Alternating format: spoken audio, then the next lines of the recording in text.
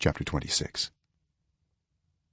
Early in the reign of Jehoiakim son of Josiah king of Judah, this word came from the Lord. This is what the Lord says: stand in the courtyard of the Lord's house and speak to all the people of the towns of Judah who come to worship in the house of the Lord. Tell them everything I command you. Do not omit a word. Perhaps they will listen and each will turn from their evil ways. Then I will relent and not inflict on them the disaster I was planning because of the evil they have done. Say to them, this is what the Lord says: if you do not listen to me and follow my law which I have set before you, and if you do not listen to the words of my servants the prophets whom I have sent to you again and again, though you have not listened, then I will make this house like Shiloh and this city a curse among all the nations of the earth. The priests, the prophets, and all the people heard Jeremiah speak these words in the house of the Lord. But as soon as Jeremiah finished telling all the people everything the Lord had commanded him to say, the priests, the prophets, and all the people seized him and said, you must die. Why do you prophesy in the Lord's name that this house will be like Shiloh and the city will be desolate and deserted? And all the people crowded around Jeremiah in the house of the Lord.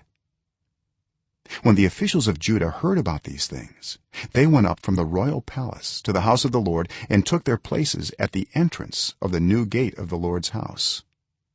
Then the priests and the prophets said to the officials and all the people, this man should be sentenced to death because he has prophesied against this city. You have heard it with your own ears. Then Jeremiah said to all the officials and all the people, the Lord sent me to prophesy against this house and this city all the things you have heard. Now reform your ways and your actions and obey the Lord your God.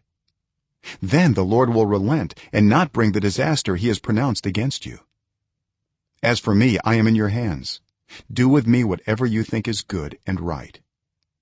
Be assured, however, that if you put me to death, you will bring the guilt of innocent blood on yourselves and on this city and on those who live in it. For in truth the Lord has sent me to you to speak all these words in your hearing.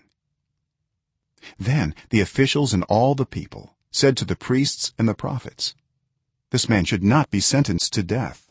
He has spoken to us in the name of the Lord our God.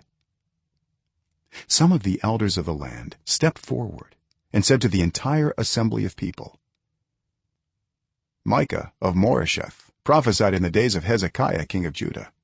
He told all the people of Judah, this is what the Lord Almighty says: Zion will be plowed like a field, Jerusalem will become a heap of rubble, the temple hill a mound overgrown with thickets. Did Hezekiah king of Judah or anyone else in Judah put him to death? Did not Hezekiah fear the Lord and seek his favor? And did not the Lord relent so that he did not bring the disaster he pronounced against them? We are about to bring a terrible disaster on ourselves. Now Uriah son of Shemaiah from Kiriath-Jearim was another man who prophesied in the name of the Lord. He prophesied the same things against this city and this land as Jeremiah did. When King Jehoiakim and all his officers and officials heard his words, the king was determined to put him to death. But Uriah heard of it and fled in fear to Egypt. King Jehoiakim, however, sent Elnathan son of Achbor to Egypt along with some other men. They brought Uriah out of Egypt and took him to King Jehoiakim, who had him struck down with a sword and his body thrown into the burial place of the common people.